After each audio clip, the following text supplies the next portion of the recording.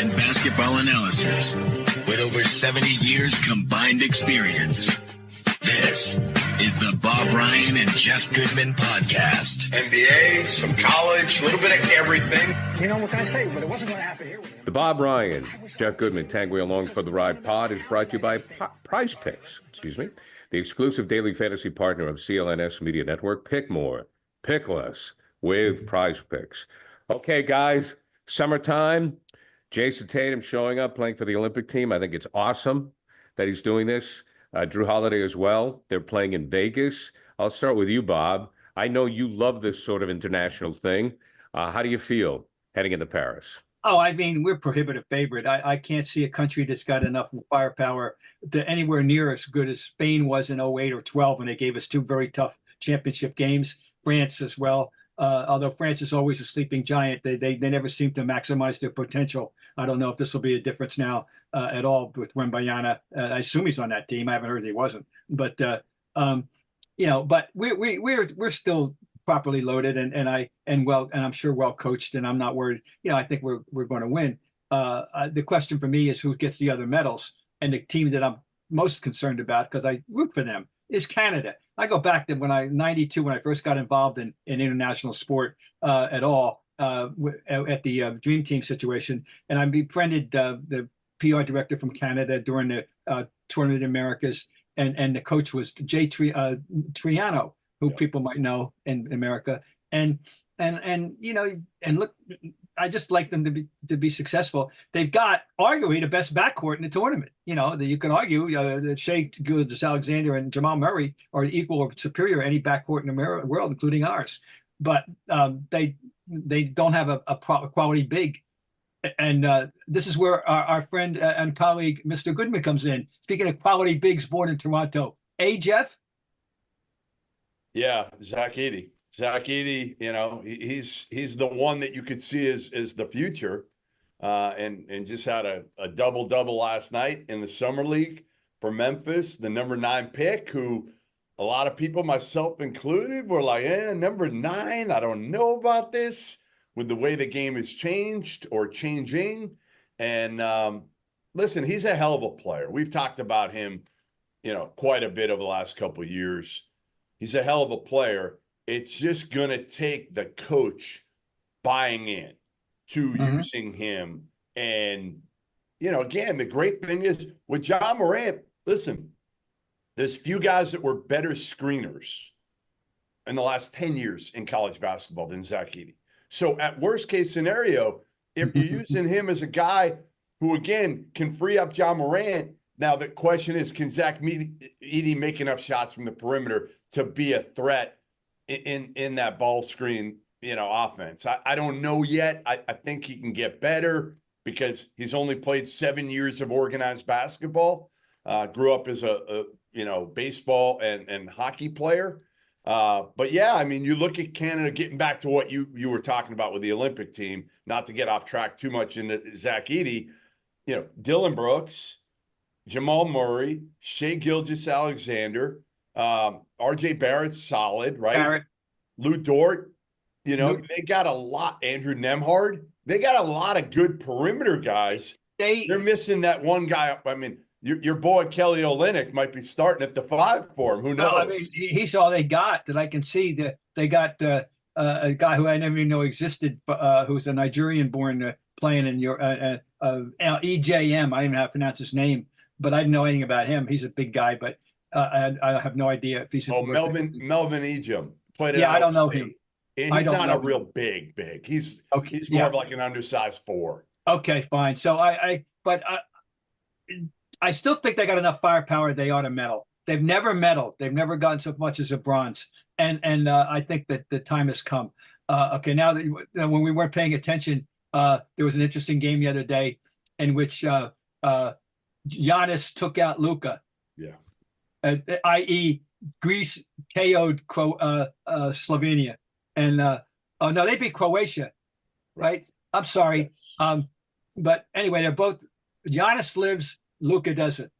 And Jokic, that's it. Yeah. So, but Giannis and Greece, their surprise entry, and the people weren't really counting, even with him, they weren't counting on this. Anyway, I look forward to that competition, and I love the whole thing. But now we got to get to the story that came out of last night that you're all over.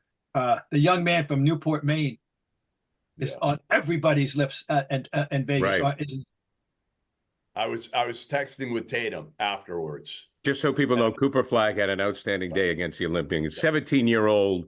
17 years old. 17 years old. Turns 18 in December. And he was part of the select team, the only college player, and he's not even in college yet. I mean, that's the crazy part. We call him a college player. He has not played a college game. He'll be a one and done at Duke this year. 6'9", super versatile. I've seen him play probably, 20 times, 25 times in person. And he is fun to watch because he does everything well. Like, he is not just the guy that we're relying on. Like, if he doesn't get his points, that's not his game. His game is everything.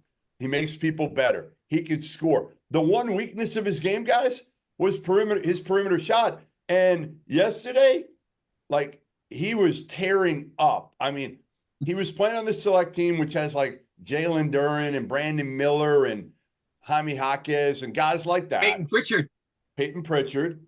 And he was clearly, when I talked to several people that were there, Matt Painter is a coach for that select team, clearly the best player for the select team yesterday. And they almost beat the Olympic team. I think it was 74-73 was the final. Well, you talk about history repeating itself, okay?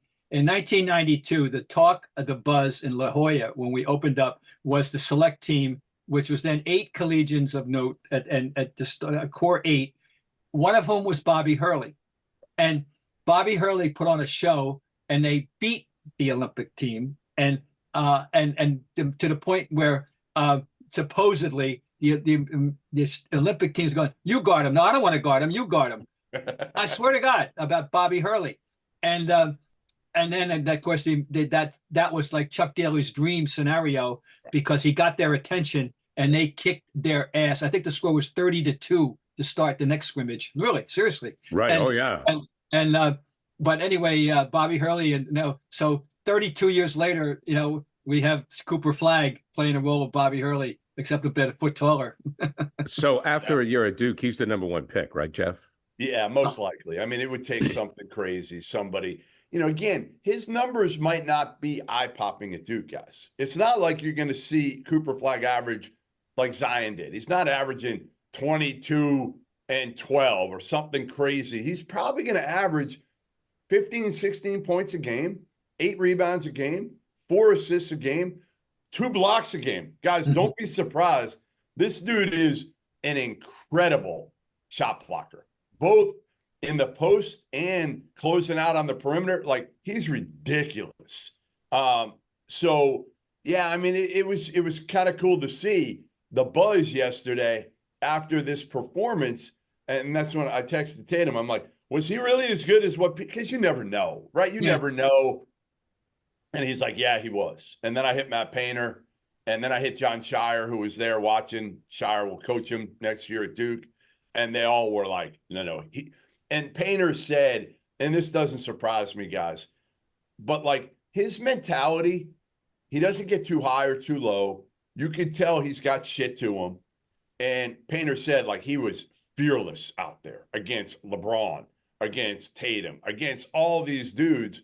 I mean, again, he's 17 and a half years old. Like, that's the insane part. He reclassified up. Usually when you do that, you're going to struggle in college. Never mind against the best in the world. Like, insane. No, I encountered one 17-year-old in international competition that people were, dazzled by at the time, myself included. And he turned out to be an okay pro with a career, but he didn't turn out to be a superstar and never made an all-star team. Ricky Rubio. I saw him in Spain at 17. He was precocious. Right. He was way, but that's closest. So, I'm just going. I got to ask you one more question. Back to Canada for a minute. As far as you know, Jeff, how much pressure, if any, did they care? Was exerted on Edey to play rather than to do what he's doing, which he said, which is to prepare himself better for, by going to Memphis this summer, play with Memphis this summer. Was there any pressure on him, or did they just take the attitude, well, the game's changed, we don't need him? I don't know. What? Well, it's funny because last year he played in the overseas competition last year, and he didn't really play. So I wonder if that kind of got him also thinking like, well, I'm going to go there to sit in the bench. Right. Yeah. I could be getting better and playing in summer That's why I'm league. wondering, because, did they share the same, the attitude that the American hierarchy shows about the 5 position, and it's irrelevant. He's gotten better though. Even from a year ago, he moves better. He's a little more confident in his ability to step out and shoot the ball. But yeah, like, does he fit with the way Canada wants to play? Probably not. Probably not right now. Well, anyway, that's I'm gonna keep my eye on them. They ought to be good. They have enough peripheral stuff that they ought to be pretty good. I will really be surprised if they don't medal. Prize Picks is America's #1 daily fantasy app with over 5 million active members.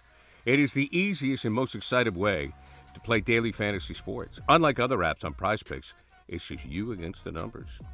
Get in on the daily action with your friends. Become part of the Prize Picks community today.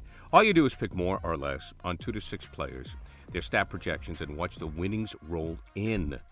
You can now win up to 100 times your money on Prize Picks with as little as 4 correct picks. You could turn $10 into $1,000. Prize Picks is available in more than 30 states across the country, including California, Texas, and Georgia. Now, here's something that you can think about. What you can think about here with Prize Picks, here's an example of something you could. This is the whole idea behind the concept. Caitlin Clark for more than 3.5 3-pointers made, and Brianna Stewart for more than 23 points. See, it's that simple. Download the Prize Picks app today and use the code CLNS for a first deposit match up to $100. That's code CLNS on Prize Picks for a deposit match up to $100. Pick more, pick less. It's that easy. Bob, do you feel now with the Olympics, obviously you're a sports fan, you'll watch tiddlywinks, it doesn't matter, you love games, but the appeal now is the quality of play across the spectrum. While we still can be patriotic and go USA, I mean, obviously it's not the same. I mean, these guys are guys from Team Canada, and you mentioned Greece, they're all NBA guys. But do you think the appeal now is just superstar basketball across the menu? Oh, that's a good question, and it could be. I mean, the changing tastes and attitudes and exposure of a new generation of fans, and I mean, absolutely, it could be that way. I don't sense any a great fervor about the Olympic basketball these days for people, and I saw it. Well, I'm probably in a minority, but. It's a great question, and I think we know how the whole generation. But how many games are you going to be excited to watch? 50-point blowouts. Like let's be honest here. Most of the games are going to be boring. Right. Yeah, we ought to. Right. I mean, until we get to the medal round. Right. Yeah, you're right. Hopefully there'll be some good games then. No, but I want to take a look at it and just see how it works out and how they're using who. I see one of the issues already that surfaced. One of the issues already that surfaced. Dare you sit LeBron on the bench? We got to start him. No, really. Have you seen that one? Yeah, that's out there. Controversy. He's got to start. You can't insult him by bringing him off the bench. All right, maybe that's the case. Give me your starting lineup. Bob Ryan. Oh, I got to think. I have to re-examine the roster. I'm sorry. Seriously, we don't. All right, so let's go with this. Joe Embiid. Yes. He starts, okay? Right. So Joel Embiid has to start at the 5. Your point guards, basically.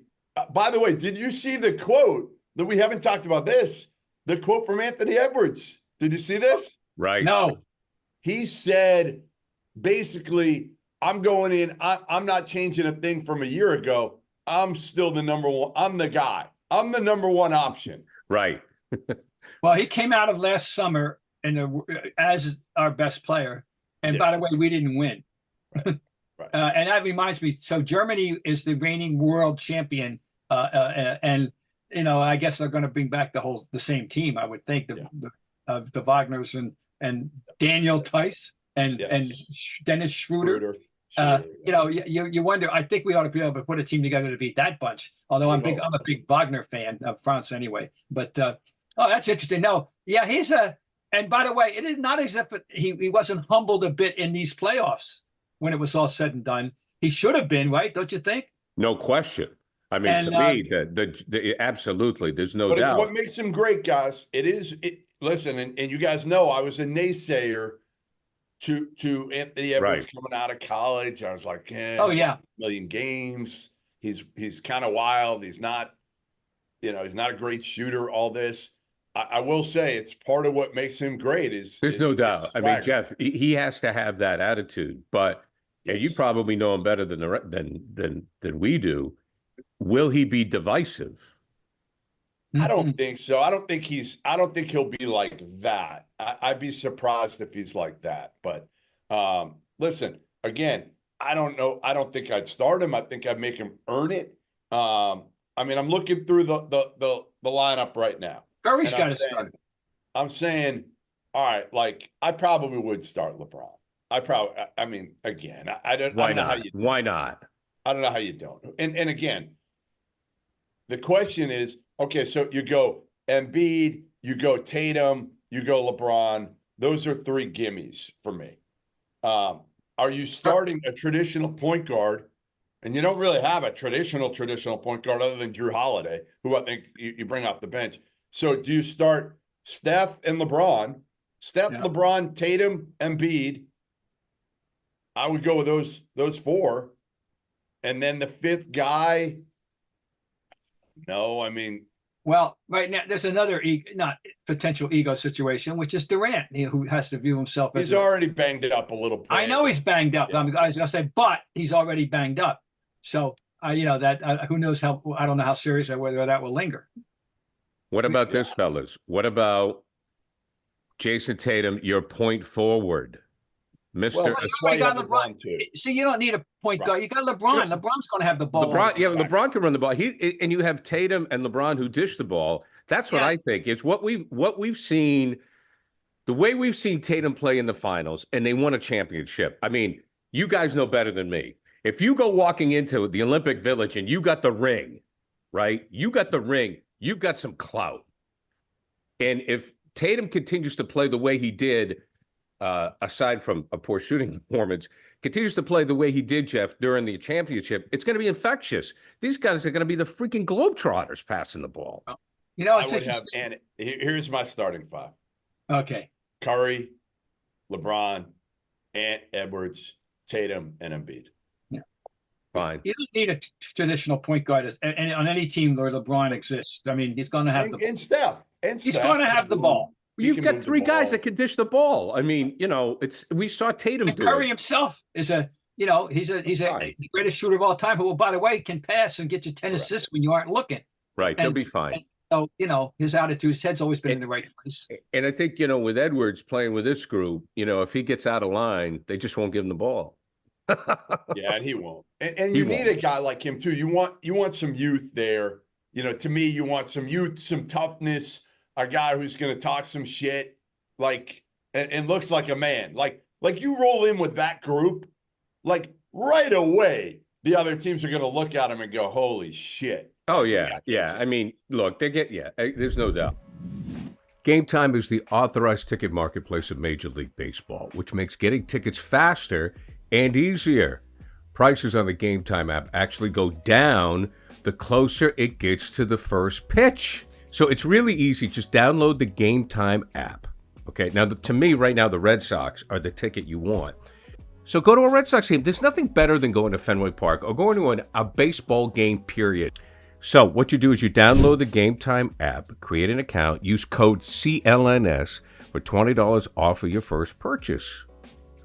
Again, redeem the code CLNS for $20 off. Terms apply. Create an account and redeem the code CLNS for $20 off. Download Game Time today. Last minute tickets, lowest price, guaranteed. I want to get to more on Zach Edey because he is the great, I don't want to say mystery, but I think here's my thing about the league. is everybody says, well, the centers are out, it's not a big man's league anymore. Bob, my feeling is as soon as you get a big man that can help you win, all of a sudden it's a big man's league. So how can this guy not play? Well, things are off in sports so often cyclical, and this is a thing that I think we'll keep an eye on. And I wondered about this in the last couple of years. Think about this, and tell me, Jeff, I'm not exaggerating. This is not hyperbole. At a point in his junior year, his first of 2 years, where he would be the player of the year, midway or roughly, even in that junior year, there was a speculation that he wouldn't even get drafted. Right. He wasn't. He wouldn't get drafted. One of the 60 guys chosen would not be Zach Edey, on his way to player of the year at 7'4". That's how far we had come. Yes. Yes. After last season, he would have come out. He would have been gone if he thought he was going to be drafted, certainly in the first round, even early in the second. I think he would have been gone. So to me, last year, I think he would have been drafted in the back half of the second round. So wow. How does Memphis use him, Jeff? Do they use him? I mean, you mentioned the coach has to buy in. Here's where it works. Bob. Is now you can move Jaren Jackson Jr. to the 4, which is his natural position. So it really does work. And the guy can get up and down the court. Can he keep up with Ja? No, nobody can. But again, he can make Ja's life easier. He can make Jaren Jackson's life easier. The other part is, if you watch his conditioning last year, it was remarkable. For a guy his size, he never had to come off the court. Like, he could play 40 minutes. Now, again, at the pace, it might be a little different that the NBA is playing at. But he can give you, I think he can play 25 minutes in an NBA game, 30 minutes. It's not as if they're unfamiliar playing with a big guy, by the way, because until he got hurt, and he was hurt last year, Steven Adams, who was a better player than people realize. Right. Not a star, but he ain't a stiff. That's for sure. And they didn't have him at all. He was, for the most part, last year, but they were used to playing with a guy like that. So it's not like they can't remember, get it back again. I think it's going to be a very interesting team to watch in that regard. And I'm rooting for the kid. He seems like a really bright, personable young man. And I tell you what he said to me? Hey, I got to tell you this. So after they win in the national semifinal game, and they're advancing to the title game, and they're going to play UConn. I don't think they knew they were going to play UConn yet, because they played the first game. I interview him. And I had said, and I've known Zach for a few years now, sat down with him right after he blew up his junior year in Portland. So I've said and written so many good things about him. But one thing I had said in the middle of last season was, like, I just don't know if he's really an NBA player, in a sense that he's going to be more than a backup big, which I thought was fair, because, again, just the way the game's gone more than anything. Wasn't really a knock on his skills. It was more just, this is the way the NBA game's gone. So he goes, and he had just dominated in the national semifinals. And he looks at me before we do the interview in the back hallway of the arena. And he says, you still think I can't play in the NBA? And I'm just thinking to myself, like, that's what you're thinking about right now. You just advanced to the national title game. But again, I think, he took that chip on his shoulder of, like, hey, people still don't think I'm going out there and dominating every night, and people still don't think I'm good enough to make the NBA. I think that is going to continue to motivate him, and it has. And again, I love that about him. I love that about him, that he's got a lot of shit to him on the court, but you're not going to find a nicer kid off the court. And as far as the 3-point aspect of the game, he can shoot a little bit now, but remember, he's young, he can get better, and there's a role model for all those big men forever and ever now, Brook Lopez. And I keep coming back to this: examine the arc of his career, and the fact that when he realized, there's a lot of them. I mean, Al Horford couldn't shoot a 3 like Al Horford, right? Like Lopez is starting those bigs that when they played, certainly in college. Sabonis is a great one. He never shot a 3 at Gonzaga. And then in the NBA now, he's a pretty darn good 3-point shooter. Yes. Well, so let's move on, guys, to the Bronny, the Bronny experience. What's going on there, Jeff? Not so good in his debut. Yeah, and I really want Bob's take on all this, because I almost feel like I'm too close to it in a way. And I feel like I've talked about it ad nauseum here, but Bronny struggled in his summer league first game. I think he had like 4 points, couple rebounds, couple assists in 23 minutes. Didn't make shots from three, and he's a lightning rod. He's a lightning rod, and again, like I think the expectations are too high, and I think LeBron set him too high. I do. I feel like LeBron is to blame in a sense. Oh, sure he is. A lot of this. Oh, and sure. He set his kid up to fail. Yeah, and again, I feel bad because I think LeBron, again, it's hard to criticize LeBron for too much in his career. And it's hard to criticize LeBron too much for being a great dad, which he is. I've seen it. I've seen it firsthand with him coaching his son's teams, with him being courtside, with him helping his son's teammates and giving them advice when they come out the court. So, like, it's really hard for me to criticize LeBron because I think he's a phenomenal dad, or at least from what I've seen.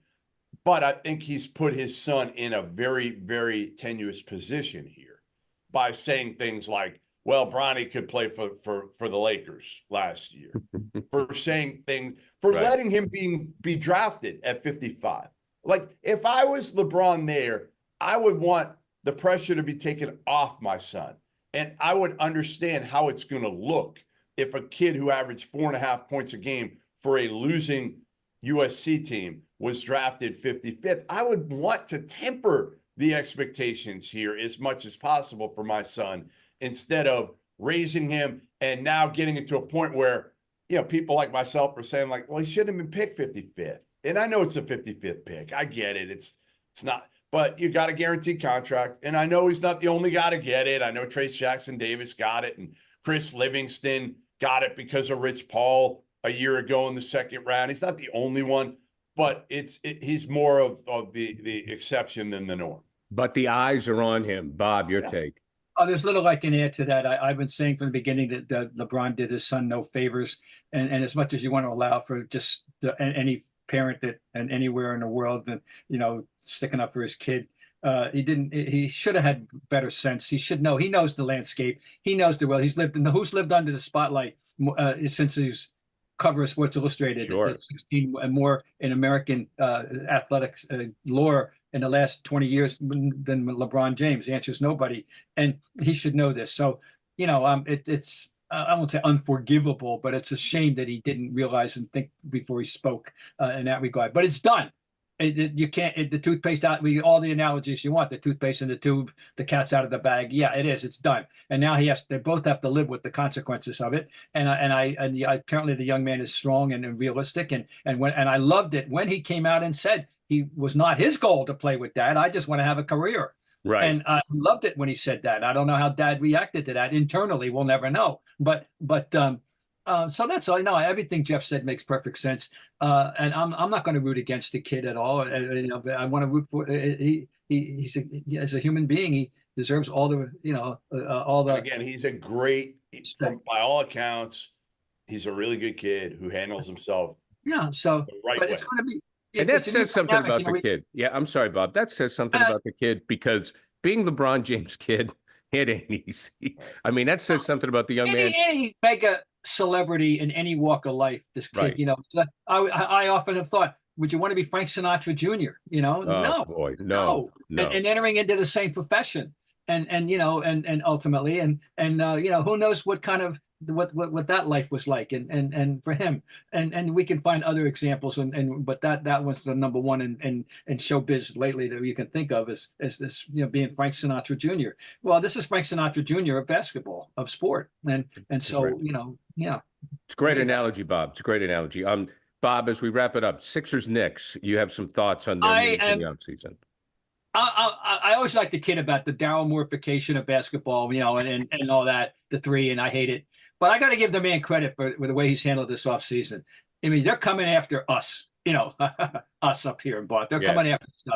Good. I love to rekindle that relationship. And I mean, that rivalry, tremendous. And I think what he's done with George, I know Jeff has his thought about George, he'll speak, but it wasn't just George. They've bolstered the roster, Caleb Martin as well, right? And So they're gonna, they're doing what they had to do and attempt to catch up to the Celtics. And as far as the Knicks are concerned, I thought they were the threat beforehand. That the Knicks, and this is before the Mikal Bridges trade. A real threat? A real threat? No, the closest thing. No, not to knock them off, but the challenge. I thought if anybody, I thought the Celtics, it's here and then draw a line still in the East. Okay, no question. But I thought that the team up, as however close you want to put them, was going to be the Knicks, and I still think it will be the Knicks, except they have the situation. It's all hinging on Mitchell Robinson's health, and they don't have the insurance policy that they had last year, which is Isaiah Hartenstein, who turned. Oh, my God, I had no idea how good he was going to be, and he's gone. And I don't know that they've replenished or made an attempt to get a quality big, because Robinson can't count on him being available. Oh, you know who their five may be? You know who their five may end up being? Julius Randle. Well, that's not going to work. That's not going to work. So, but they're still going to be good. And we know they're going to be well coached. And what we learn all the time is they love playing for Tibbs. So whatever happened with other places, I'm sure Tibbs has learned some lessons himself too. And he's 62 years old, or 3 now. He ought to, he's probably pretty through growing, but learning. But no, the Knicks. So I'm impressed, and I love rekindling that rivalry. I mean, Right. It was so much fun, and it's been 50 years since the Knicks have been the rival, and 40 since the Sixers have been the rival. But thinking back to how much fun it was to walk into all 3 buildings, ours and theirs too, for those games. And if we're going to get anything resembling that back, that's going to be great. Great stuff, fellas. We will talk again next week. As a reminder, part 1 of the Dan Shaughnessy Bob Ryan Career Retrospective is up at clnsmedia.com. Also, you can check it out on Twitter, find it there as well. And part 2 should be dropping soon. And it's a great listen. We've been brought to you by Prize Picks, the exclusive daily fantasy partner of CLNS Media Network. Pick more, pick less with Prize Picks. Guys, we'll talk to you next week. Okay, guys, that was fun.